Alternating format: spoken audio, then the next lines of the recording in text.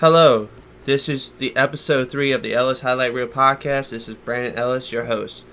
We're going to talk about the latest episodes of The Last Dance. We're going to get into the NFL schedule, talk about the MLB proposal that's out right now, and along with other topics. And then at the end of the podcast, I'm going to do the top 5, my top 10 actually quarterbacks in the league right now in the NFL. So just stay tuned for that. But first, we're going to get into The Last Dance. Episodes 7 and 8 were the best episodes by far. The riveting content that Jason Heyer did in these 2 episodes were great. Got into Michael's emotions a little bit more. It got, a lot of riveting stuff. I'm going to play a clip of the episode 7. At the very end, background of the clip, they get to talking about, like, his teammates start talking about, like, maybe he was a tyrant, or people were talking about he was a tyrant to his teammates. He wasn't the best person to be around on the court, but Michael wanted to provide some context into that and how he feels about that. So, here's the clip.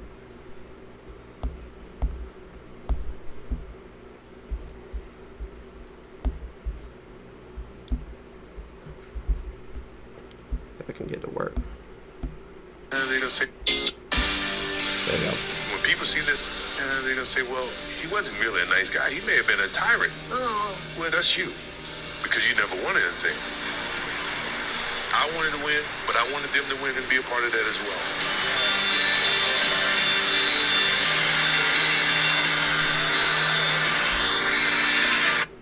Like, I don't have to do this. I'm only doing it because it is who I am. That's how I played the game. That was my mentality. If you don't want to play that way, don't play that way. Break. So as you heard, that's the way he played. People are going to take that in so many different ways, but way I took it is everyone has their quirks and how to play, but if you want to win in the game of basketball, someone has to be the tough guy, and Michael chose to be the tough guy. After what he went through his career early on against the bad boys and those teams back in the 80s, and Jordan decided he was the guy to do it, and fit the role of, hey, this is what we got to do. We got to do this, trash talk, do anything to get, motivate his teammates. Now, people in some other circles is like, yeah, but that's still rude and you don't have to do it. True, but at the same time, that's the game, you want to be good at the game, you're going to have to be good at the game, you have to step to the level of Michael Jordan to be on that team, so there's that. That was a big part of episode 7. Episode 8 tied to his dad's murder. 93, late summer of 93 and heading into 94. Talked about that. Talked about his retirement. The emotions he had to deal with there. Talked about his baseball career too. Mentioned a little bit about Space Jam. I figured it wasn't going to be as much, but it did mention it. Speaking of Space Jam, one of my all-time favorite films. It's fun. It's a fun movie, but that's not what we're talking about here. Might do another episode on it another day. But I love the fact that they delve into the mid-90s Jordan era, where I was born and everything like that, in these two, and how the 96 finals was a different mental game for Michael too, because that was the first one without his dad in presence, first finals. So that was hanging on him, and the fact that he won the NBA championship on Father's Day, 96. That's another heaviness to it too. Where in the end of that episode is where you got the meme that's been going around, the laughing meme, The context of that is Gary Payton, the Seattle Supersonics point guard at the time, was talking about defending Michael, and Michael lasted off like you would think Michael would, and Michael, he had no problems with Gary Payton. He said, I had other things in my mind, which obviously if you watch, you pay attention, you knew what was on his mind.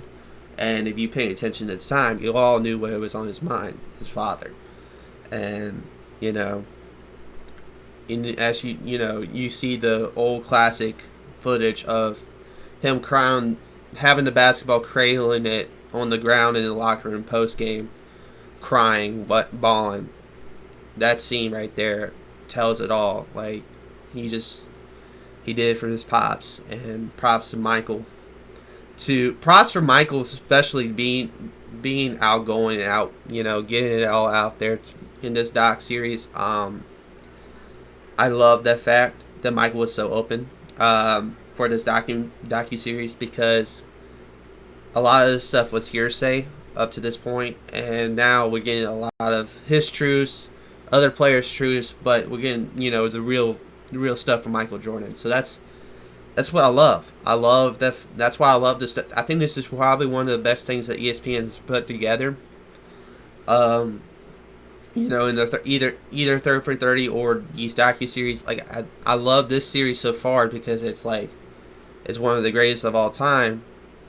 But it's getting the hard facts and hard evidence out there so far, and I'm looking forward to Sunday's last two episodes. It's going to talk about 96, 97, and then the rest of the playoffs, East Conference Finals, and finals of the 97-98 season, the last championship. So yeah, it's going to be exciting. We're all looking forward to it. It's been great so far.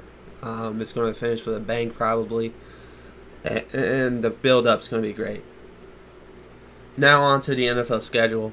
The NFL schedule was released last week after the podcast, like I said, and I love the schedule for the Eagles. I'm going to go pull it up right now, but I love the schedule for the Eagles. I thought it was going to be a lot worse, but it really isn't that bad.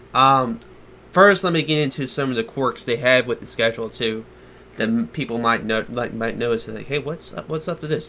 So there's no week 4 bye weeks as like normal. It's normally someone has an early bye week in week 4. There's none this year, just in case the season gets pushed back. All the teams that get matched up in week 2 of this in the NFL regular season will match up. Will have the same bye weeks. So if they have to push the season back, those games will get made up on their bye weeks. So, for example, the Eagles and Rams game will be made up in week 9, basically. So I'm gonna pull up the Eagles schedule real quick. Obviously the Eagles in the NFC East played the NFC West and the AFC North as the 4 teams they play the 8 games, against the other divisions.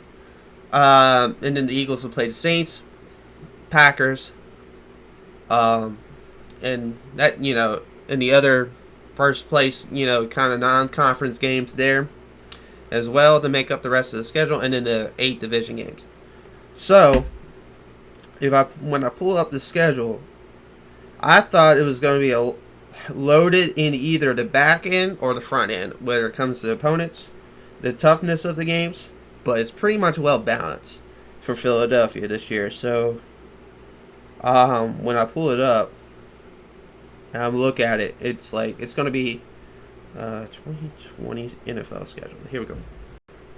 So, week 1 is at Washington. So, back to 2017, opening the season in Washington. Think about those vibes for a second. Then you host the LA Rams at home. Then you get Cincinnati. 3-0, 2-1, right there. I could see that happening with this team. Then you get the tough stretch. One of the 2 tough stretches. It starts Sunday, October 4th, in San Francisco, in Levi Stadium, at the 49ers on Sunday Night Football. Then you get the Steelers at home at Pittsburgh on the 11th. Then you're home against Lamar Jackson and the Ravens. That's a tough 3-game stretch right there. So I could see him dropping two of the three. I would say they win 2 of the 3. Just as if I wanted to be biased, I would say 2 of the 3 they'll win. That would be the Baltimore game and the Pittsburgh game. But realistically, I think they'll win 1. So we'll see. Realistically, they'll win 1. And I think that'll be the one in Pittsburgh. Maybe the one at home against Baltimore. I mean, either one of those 2 they're winning. I don't think they're winning against San Francisco. Just that defense alone. There's a great defense. One of the all-time great defenses. So we'll see. The next game after that's back at home against the Giants. That should be a dub on Thursday Night Football. And then you get the first Dallas matchup before the bye. So, in Philadelphia this year is week 8. Week 8 at home. Sunday Night Football against the Cowboys at the Link. Eagles ain't losing that game at the Link. What are we talking about here? Like, every time Dallas and Philly split, and I think it's going to happen this year. So Philly will win at the Link. I'll get to the other one later. November 8th their bye, like I said, but that could be the Rams makeup game. We have to see with COVID. Then coming out of the bye is another 2-game win streak probably I could see happening with the Giants at the Meadowlands and then at Cleveland. Even though it's road games, Eagles have performed on the road, so I ain't we're really worried about that, and especially against 2 teams that are probably going to be the bottom tier. Giants will be 3rd in the NFC East, and then the Browns will be 3rd and 4th in the North. So I don't see any one of those 2 beating Philly, on their best day. So, and then the second tough stretch, the quarterback stretch, as people are going to call it.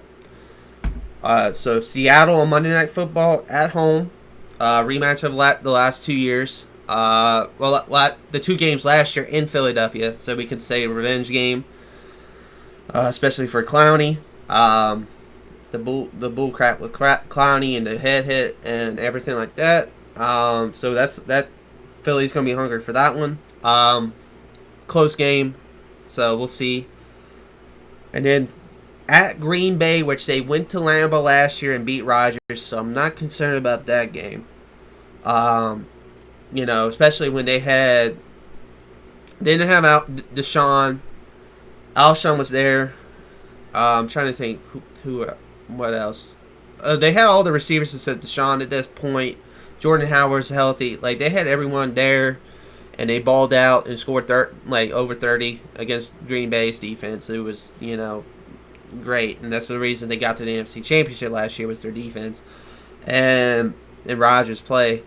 Even though Rodgers threw for over 400 against that defense, the defense is a lot better this year with the secondary. So in Philadelphia, so I still not concerned about Green Bay. So that's a dub in my eyes. It's on 4:25 on CBS that day on the 6th of December. Then you get Breeze at home. So this is why I don't think this is the tougher stretch of the 2. The earlier one is the tougher stretch at San Francisco, at Pittsburgh, at home against Baltimore, because you have 2 road games against 2 good defenses and the Niners and Steelers. Shout out to Chuck, by the way. My friend Chuck Norris, huge Steelers fan. The second stretch that I pointed out, the Seahawks, Green Bay, and New Orleans are 2 at home, 1 at the road, and it's Lambeau, which we played well at Lambeau last year. So I don't see that too big of a concern.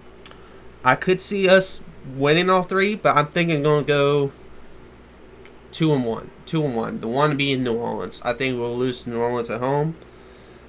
Stacked offense again, so we'll see. And then the later half of the season stretch. You got DeAndre Hopkins, Kyler Murray in Arizona. At Arizona. and then the one at Dallas, and then at home against at home against Washington at the end of the season. We're winning Arizona. We're winning Washington. I think we're losing that game in Dallas. So we'll see how it shapes up the division.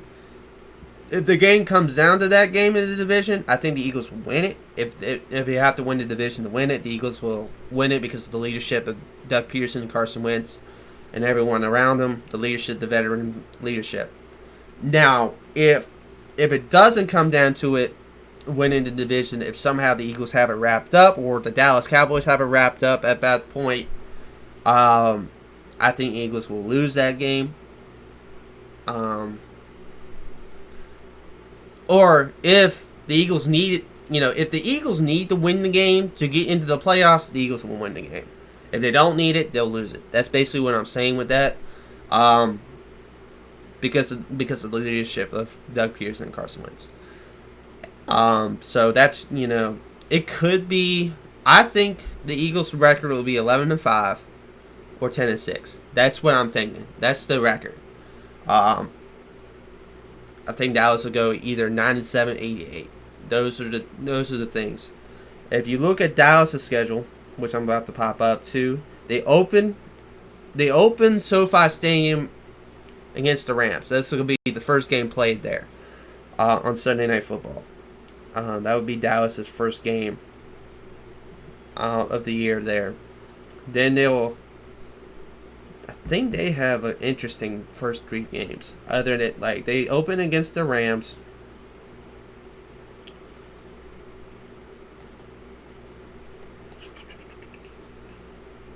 Sorry, I'm just trying to should have been more prepared. It's off the cuff, this podcast, but I just wanted to get into it. So, they have the Falcons. They have the Rams first on Sunday Night Football. Then they have the Falcons at home. Then they get the Seahawks at Seattle. I could see Dallas winning 2 of the 3. The Falcons and Rams games, I don't see them being Russell. Then they get the Browns. That should be a win. The Giants should be a win. Cardinals. That's a win probably for Dallas. Redskins, that's a win for Dallas. Eagles, that's the loss I gave them. Steelers, I think the Steelers will go into AT&T and beat them, especially if Big Ben's healthy. So that's another loss right there. Vikings, I think Kirk Cousins will beat them. And that defense will beat them. So that's another loss like they did last year. So, Redskins, that's a win. Baltimore, that's a loss. Bengals, that's a win for Cowboys. Niners will... I don't know. When looking at their schedule, the Dallas Cowboys should, based on their talent, will win 12 to 13. Should win 11, 12 games, right? They should win that. But we now know what happens in December with the Dallas Cowboys. They collapse. Collapse hard since the Romo days and has been so far the Dak days. So, doesn't matter. Dallas will go 9-7, 10-6, 9-7, 8-8. That's what they're going. The Dallas Cowboys will not win the division. They might get the wild card, but I don't think Dallas will win the division. I think Philly will win the division because of the advantage they have with not having to change their head coach. The advantage they have with not, the stability of their structure. We don't know what Dak will play yet because he hasn't signed a tenure yet, which I think they will get the deal done. People are overblowing it right now in the media, which, they don't have anything to talk about other than Dak and the Cowboys. But Dak will get the deal done. It's not going to be that big of a deal. But at the same time, he's not top 10 material. Well, he might be top 10. You check in later on my list. But, but he's not the guy with the talent. He's not going to get you. He's not going to go win you the game. He's the game manager. He's very good at it, but he ain't gonna go win you the game. So that's all my piece on it. Dallas is a great team, but who knows with Dallas? Dallas, always somehow finds a way to go mediocre. Even though they have the depth of, like, the roster is, like, on paper, like, the best team, like, fourth best odds to win the Super Bowl. Dak Prescott has the fourth best odds to win MVP. Like, chill. Like, Vegas always does this, but they always get bit in the butt because it's Dallas. So, yeah. Anyway, another point that I wanted to get to was the MLB, proposal. So it's an 82 game proposal, universal DH. So this is all good stuff that I'm about to mention. 14 team playoff. All that stuff's great.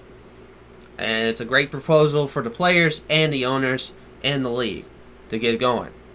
But when the owners wanted to split 50-50 and then prepay, the salaries, the player salaries as well, I don't think it's going to get passed just because of that alone. And it could cost free agents in the end, like soon to be free agents, if they get hurt during the 82 games. No one wants to give them the big contract and everything like that.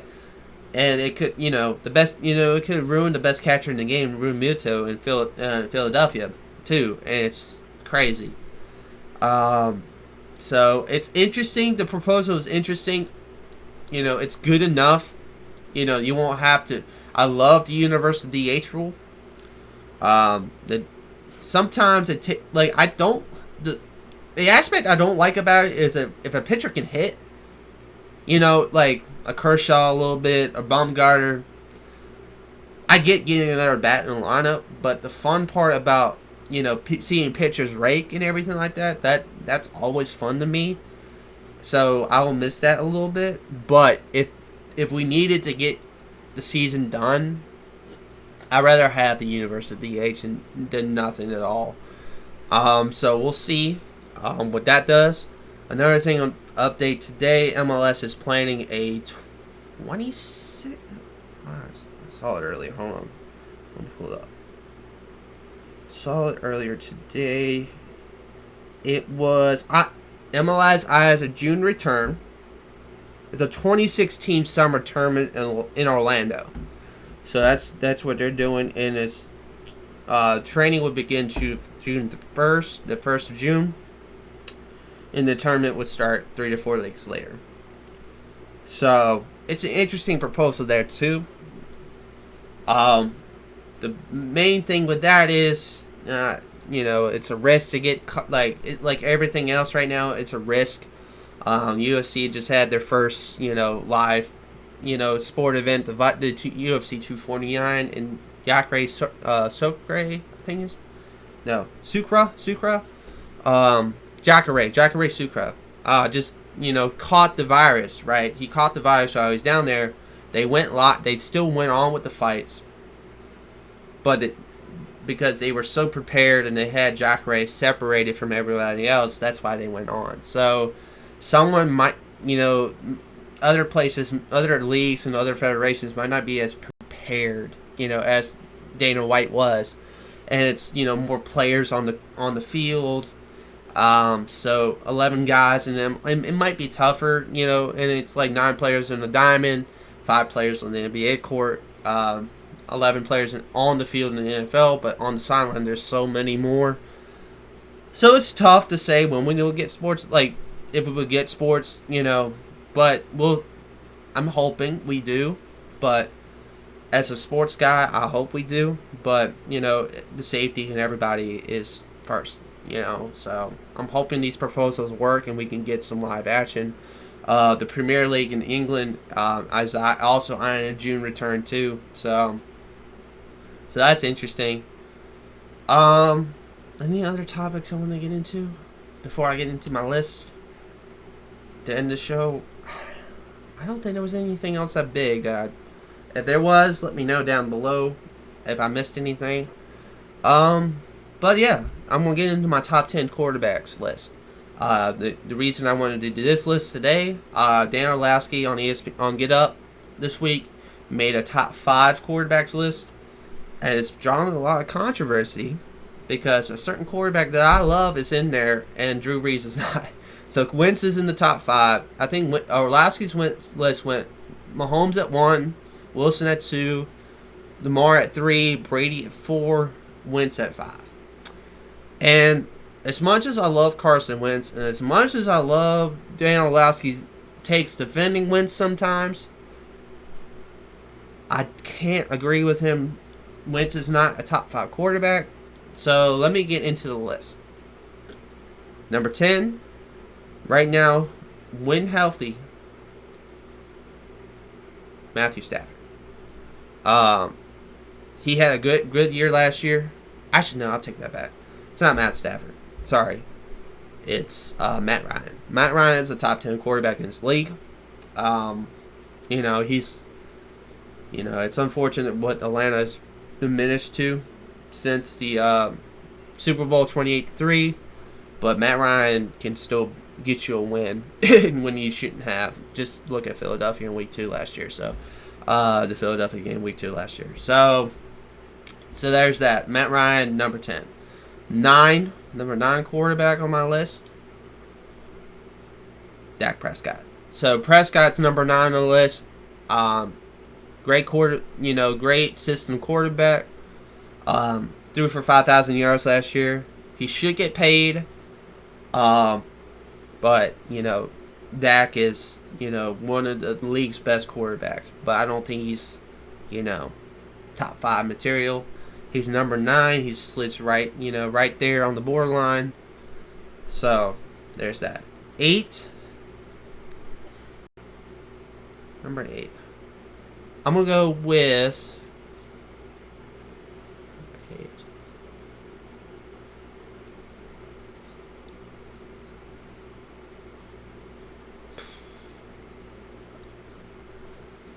It's tough. It's tough thinking 8. Because I know my top 7. But 8, it's tough. I'm going to go with Jimmy Garoppolo. I think Jimmy Garoppolo could be a top 10 quarterback this year. If he works at it and everything. So yeah, that's my number 8 quarterback right now in the league. He's got a great record his career early on. He just missed a deep ball to Emmanuel Sanders. If he hits that deep ball, we're talking a different story with him right now. But, it happened how it happened. We're good. I think Jimmy Garoppolo is a good quarterback in this league. He'll get better this year. So, number 7 is Big Ben. Big Ben Roethlisberger, when healthy, is a top 10 quarterback in this league. Yeah, alright. I'm going to have to redo this list. Sorry. Matt Ryan 10, Dak 9, Aaron Rodgers 8. Aaron Rodgers just because he's Aaron Rodgers. He's a bad man, and he led his team to the NFC Championship last year. Didn't have his best season, but Aaron Rodgers is a top 10 quarterback in this league. 7 is Big Ben when healthy. And he showed, last year withstanding. 2018 had a great season. 2017 had a good season. When he's healthy, he can sling it. He can still sling it. He's tough to bring down. He's not the elusive like he was back in the early 2000s, but Ben can still play the game of football. Now it brings me to my number 6 quarterback, which is Mr. Carson Wentz. Dude, there's so many quarterbacks. Okay. Alright, I'm going to restart the list again. I'm so sorry, guys. I forgot Deshaun Watson. Yeah. So, 10's actually 10's Dak. 9's Deshaun Watson. So, Deshaun Watson is my number 9 quarterback in the league right now. He's, what you thought Deshaun Watson of in college. beast, mobile, and then he's doing it magic tricks in the NFL, getting his everything. He's doing everything for that team. Sucks he lost his number one guy, but I think Deshaun will have a good season still. 8 is Aaron Rodgers. 7's Big Ben. Number 6 is Carson Wentz. Carson Wentz, you've heard my speed on Carson Wentz, one of the best quarterbacks in the league. For, statistically, he doesn't throw many picks, does have a fumbling problem. We all know this. He's had injury issues, but doesn't lead to many missed games missed. He's I will say the word injury prone in that way, yes. Now, think about the injuries too that he's had, an ACL. Not many players, you can tear your ACL again. That's one I'm concerned with. His back was a result of the ACL. The core, the legs. The concussion was a freak concussion that anyone will get. Now, that out of the way, you can see the arm talent. You can see the leadership. You can see the guy improving each year if you watch Philadelphia Eagles games. Just saying. That's why he's better than Dak Prescott. In my opinion, that's going to be a fun, interesting topic. 5 will be Brady. Brady was the number 5 quarterback. He's the GOAT. But as of right now, he's number 5 on my list. Brady's the GOAT. We all know what Brady can do. But we're good. 4 is Breeze. Breeze is number 4 on my list. Drew Brees had a better season than Brady last year. Has more weapons. He's still got the arm talent. He's still got everything that Brady don't. Brady's got the mind, but Breeze has got the mind and the traits to be a great quarterback in this league. Number 3 right now would be Russell Wilson.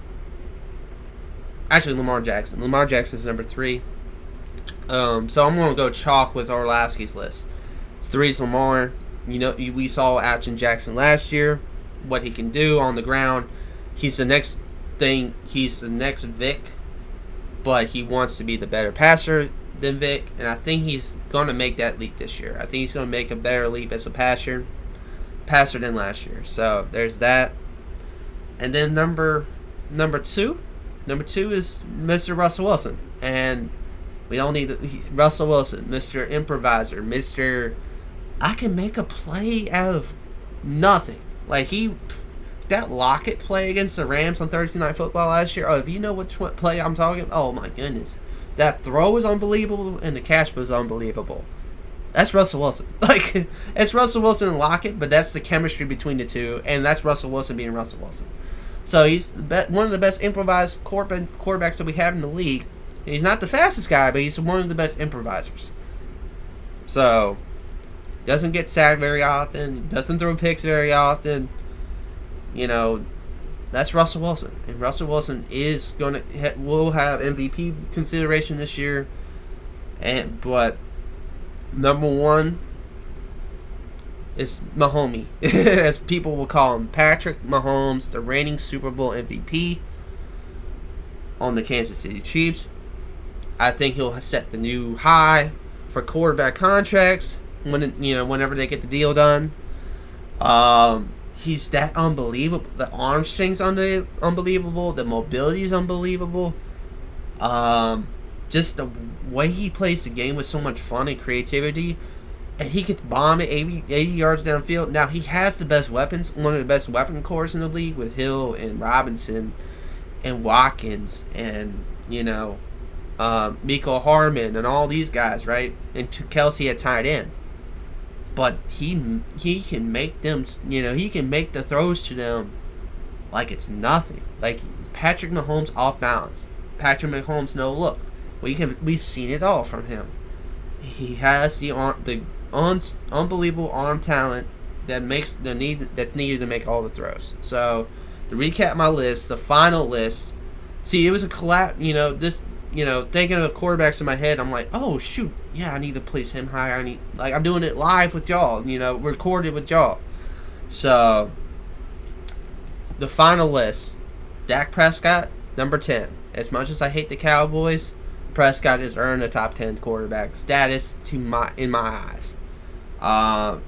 He's done everything right. He's won. He has stayed healthy. But he's a perfect game managing quarterback for that system.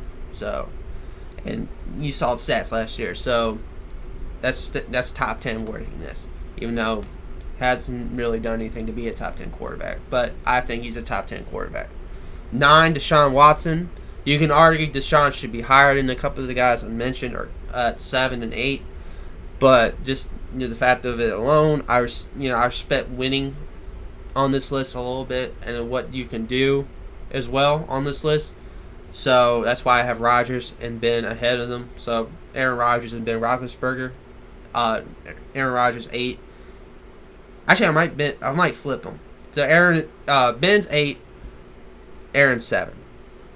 So flip those two. Then Carson Wentz is 6. 5 is Brady. 4 is Breeze. 3 is Lamar Jackson. 2 is Russell Wilson. And number 1 is Patrick Mahomes. So this is a little longer episode. I went with the list with you guys, live. Best to do it live sometimes. Have it prepared is the best thing, but I was, feeling it doing it live. Not live, but recorded, as I was recording, and it's a fun thing. It's my opinions, too.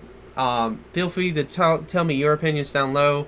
I have a feeling a lot of people are going to not like the Wentz at 6. But I love Wentz. Obviously I'm an Eagles fan. I'm going to put Wentz in there right now, and I think he fits being a top 10 quarterback. But I don't feel like he's a top 5. Now in the NFC, he's a top 5, right? He's a top 5 quarterback in the NFC, like Wilson, and then you got. In my list, it'd be Wentz and Rodgers, but there's a couple others that could go ahead of Wentz and in that top 5 status. But I think Wentz could be the second best quarterback in the NFC. So that's what I'm doing. So that's it on some lists, and including my list, he'd be the second best in the NFC. So no, he wouldn't be, because it'd be Breeze. So Wilson, Breeze, Brady, then Wentz. And Wentz would be 4th. Because I always forget that Brady's in the NFC now. So, but yeah, that's my list. That's the show for this week. Just want to say, stay safe, stay healthy. Shout out to everybody watching. Leave a like, comment down below on the channel. Also on the Facebook where I share it. Anywhere you see it. Just leave a comment. Tell me what your thoughts on the list. It's not the best list, I know, but it's a list. The list will get better and better. I'll have more concrete things to say. But with this one, I just wanted to be free flowing. That's what the kind of guy I am. I'm a free flowing. Dang it. Tongue tied. Sorry, I still have my allergies. So free flowing guy. So you know what I was trying to say. But thank y'all for watching. I'll see y'all next week. Peace out.